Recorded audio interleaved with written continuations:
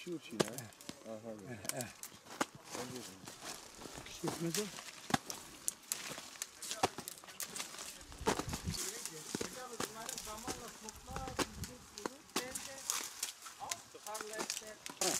Hele ama zaman nereye gel? Kabul ne? Vallahi hatta çok Bizim şunumuz Şu ağacın sanki biraz daha bu işe müsait. Batman'da bu sene şu anda işte fıstık için hasat dönemine yaklaştık. Bugünlerde hasat yapacağız inşallah. Antep fıstığı ya da Siirt fıstığı dediğimiz fıstık çeşidinde. Bu sene maalesef geç don olaylarının yaşanması nedeniyle özellikle Nisan ayında bölgemizde don olaylarının yaşanması nedeniyle fıstıktaki döllenmenin gerçekleşmemesi sonucu fıstık rekoltesinde neredeyse %50'ye yakın bir kaybımız söz konusudur. Bu sene fıstıkta istediğimiz rekolteyi alamıyoruz. Batman ilimizde alan olarak, ekili alan olarak 110 bin dönümün üzerinde bir fıstık ekili alanı var.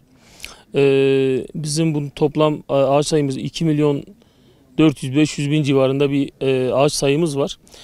Tabii bu Batman'da fıstık ürünü yeni ekilen bir üründür. Daha tam olarak verime yatmamış. İşte fıstık bitkisi özellikle 8 ve 10 yaşlarından sonra tam verime yatan bir ürün olması nedeniyle biz fıstık üretiminde daha istediğimiz rekolteye ulaşamadık. Hani ağaçların genç yaşında olması nedeniyle bunu önümüzdeki 5-10 yıl içerisinde ciddi bir rekolteye ulaşacağımızı ve Türkiye'de üst basamaklara bir sıraya yükseleceğimizi, hatta bu gidişle devam etmesi durumunda 3. sıraya kadar yükselebileceğimizi düşünüyoruz. Çiftçimizin bu yönde önemli bir gayreti var.